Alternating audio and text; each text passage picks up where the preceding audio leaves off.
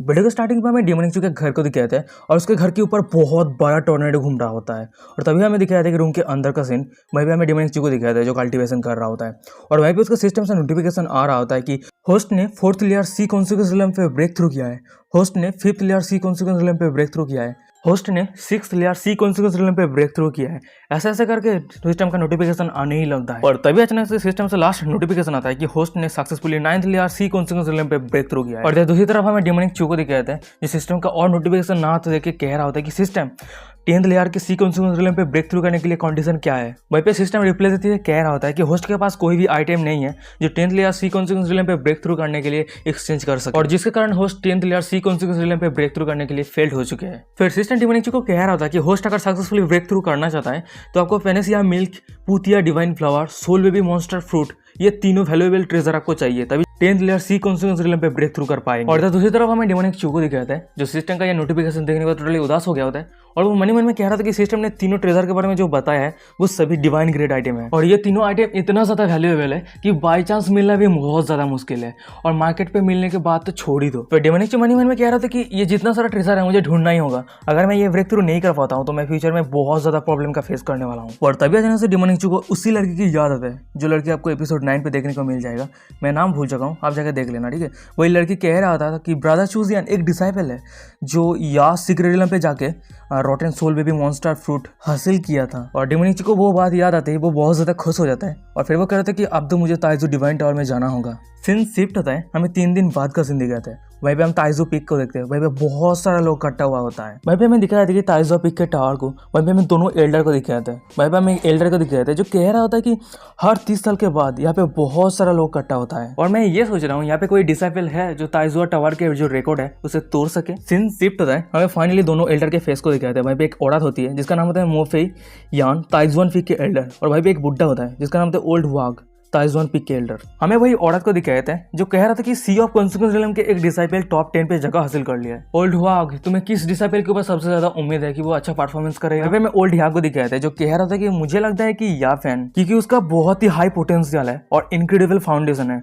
और excellent talent है और लाख की तो कोई बात ही नहीं। और वहीं पे मैं दूसरी तरफ औरत को दिखाया था जो उस ओल्डर की ये बातें सुनने के बाद कह रहा था कि या फैन अच्छा उसका परफॉर्मेंस देखने में बहुत मजा आने वाला है। और तभी अचानक से हमें दिखाया था कि सीन शिफ्ट होता है और कोई एक इंसान अपनी फ्लाइंग बोट पे चढ़ के बहुत ही तेजी रफ्तार के साथ आगे बढ़ रहा होता है। वहीं पे हमें फीमेल एल्डर को दिखाया था जो सामने का नजारा देखने के बाद कह रहा था कि ये इनक्रेडिबल स्पीड कौन है। वो ओल्ड हक कह रहा होता है कि वो इंसान वो इंजापिक के डायरेक्ट सीनियर डिसाइपल है। फिर हमें उस इंसान को दिखाया था जो तेजी की रफ्तार से आगे बढ़ रहा था, वो इंसान कोई और नहीं डेमोनिक चू होता है। फिर डेमोनिक चू अपने फ्लाइंग बोट को रखता है और फिर वही फ्लाइंग बोट से नीचे उतर जाता है।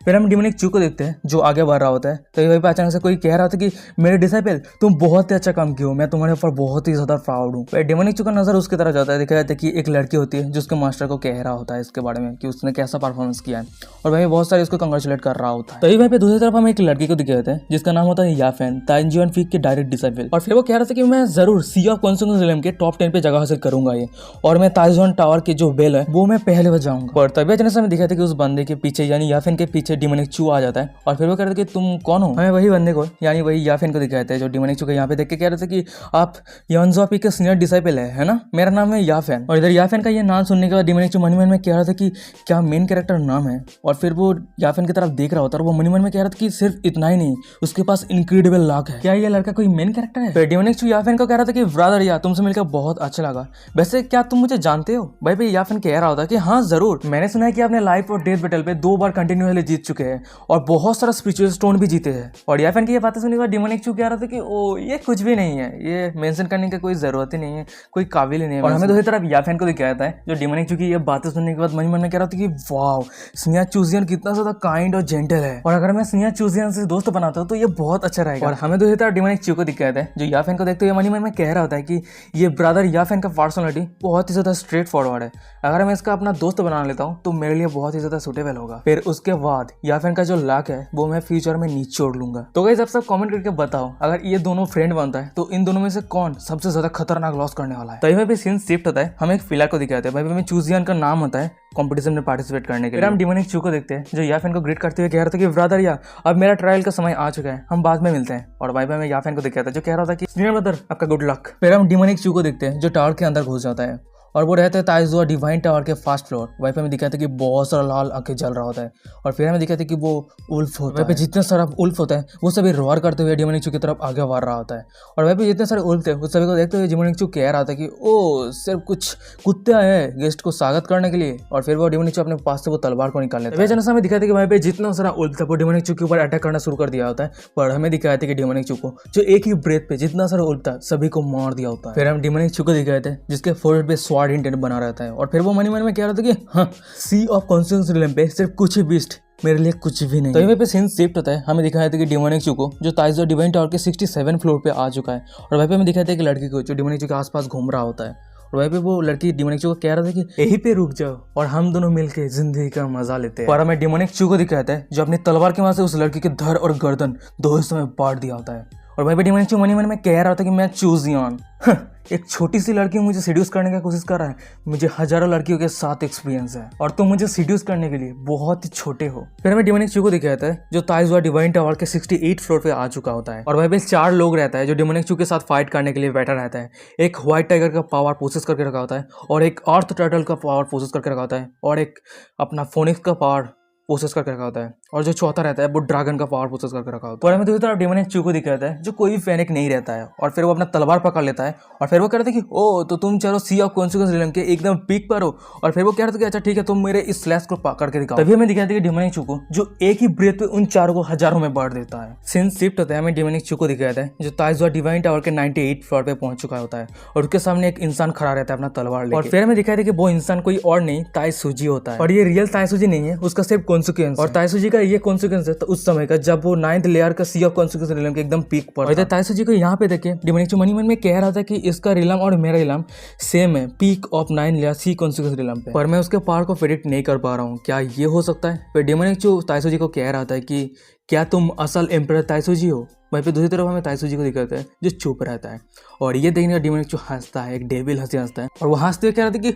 ओ तो तुम असली एम्परर ताइसुजी हो। फिर डिमोनिक अपने तलवार लेके आगे बढ़ते हुए कह रहा था कि एम्परर चलिए बैटल करते हैं और फिर वो सीधा ताइसुजी के ऊपर अटैक कर देता है और हमें दूसरी तरफ ताइसुजी को दिखाता है जो बहुत ही आसानी के साथ डिमोनिक के उस तलवार के अटैक को रोक लिया होता है। और गाइस यही पे आज का एपिसोड खत्म। भागो यहाँ से। गाइस भागने से पहले मैं आप सभी का एक बहुत ही ज़्यादा इंपॉर्टेंट चीज़ के बारे में बात करने वाला हूँ, मतलब मेरे लाइफ के ना सबसे डेंजरस इंसिडेंट के बारे में बात करने वाला हूँ। आप लोग मेरे बहुत ही अच्छे दोस्त हैं इसलिए मैं आप सभी को अलर्ट कर रहा हूँ, सावधान कर रहा हूँ कि मैंने जो इंसिडेंट फेस किया है आप सभी ना करें, ठीक है। तो इस सभी से अलर्ट रहने के लिए, सावधान रहने के लिए मेरी बातों को ध्यान से सुना, ठीक है। तो ये बात है कि पिछले हफ्ते की, ठीक है। तो पिछले हफ्ते मास्टर में बैड बॉय का नया चैप्टर आया था तो मैंने सोचा कि चलो वीडियो बना देते हैं। तो रात का 12:30 बज रहा था तो मैंने वीडियो बनाया, एडिट किया और मैं गैलरी पे सेव कर दिया वीडियो बनाने के बाद मैं जब सोने जा रहा हूँ तभी मुझे लगा कि यार मुझे बहुत ही ज़्यादा टायर्ड फील हो रहा है तो चलो थोड़ा मोटिवेशन वीडियो देख लेते हैं। फिर मैं मेरे हेडफोन को लिया और फ़ोन के ब्लूटूथ के साथ कनेक्ट कर लिया और फिर मैंने बाथरूम में चला गया। 12 मिनट का मोटिवेशन वीडियो था, बहुत ही ज़्यादा मोटिवेशन था तो मैंने देखने लगा। तो 8 मिनट हुआ था, ठीक है। मैंने 8 मिनट देख लिया था, मुझे ऑलरेडी मतलब मेरा मोटिवेशन एनर्जी निकलने वाला था मेरे शरीर से। पर तभी अचानक से मेरे फ़ोन पे एक नोटिफिकेशन आया जियो की तरफ से कि होस्ट आपका 90% इंटरनेट आप यूज़ कर चुके हैं, आपको जो कुछ भी देखना है जल्दी से देख लीजिए, नहीं तो आपको अधूरा छोड़ के जाना पड़ेगा, मुझे माफ़ कर देना। फिर मैंने किया, मैंने बहुत जल्दी के साथ देखने लगा और मैंने बहुत ही ज़्यादा शरीर के साथ मोटिवेशन के वीडियो के साथ एनर्जी निकालने के लिए बहुत ज़्यादा मेहनत करने लगा। पर क्या हुआ कि और 3 सेकंड बचा हुआ था। 3 सेकंड अगर मैं देख लेता मोटिवेशन वीडियो को तो मेरा शरीर से जो मोटिवेशन एनर्जी था वो निकल जाता। पर तभी अचानक से आ जाता है कि आपने होस्ट ने जियो की तरफ से 100% इंटरनेट यूज़ कर चुके हैं, आप कुछ भी मोटिवेशन वीडियो नहीं देख सकते, आप घर चले जाइए। फिर उसके बाद क्या, उसके बाद जो मोटिवेशन वीडियो था वो रुक गया और मेरे शरीर के अंदर से जहाँ से मोटिवेशन एनर्जी रिलीज़ हुआ था वहीं पर रिटर्न चला गया। मतलब जो कितना ज़्यादा पेनफुल है आप समझ सकते हैं। मतलब एनर्जी निकालने के बाद अगर वही भी जगह पर रिटर्न चला जाता है, मतलब कितना ज़्यादा पेनफुल है, नहीं निकालता है कितना ज़्यादा दुख होता है, आप सभी को तो पता ही है। तो मैं बहुत ही ज़्यादा दुखी हो गया, क्या करूँ। फिर यार मतलब बहुत ही मुश्किल के साथ वो सब बातें, मोटिवेशन बातें याद करते अपना काम किया। उसके बाद मेरा एनर्जी निकला, पर मैं सेटिस्फाइड नहीं था। चलो आज के लिए वही ख़त्म करते हैं, फिर मैं सोने चला गया। तो गाइस यहाँ से आप सभी को एक मतलब सीख मिलता है कि एक क्या टीचिंग मिलता है, क्या बोलते हैं भाई, जो भी है। जब भी आप बाथरूम पे जा रहे हैं मोटिवेशन वीडियो देखने के लिए, सबसे पहले आप देख लीजिए कि आपका इंटरनेट सही है या नहीं। इंटरनेट का स्पीड सही है कि नहीं, आपने रिचार्ज सही से किया या नहीं। अगर नहीं करते, ये सब नहीं देखते, तो आपको फ्यूचर में बहुत ज़्यादा प्रॉब्लम का फेस करना पड़ेगा।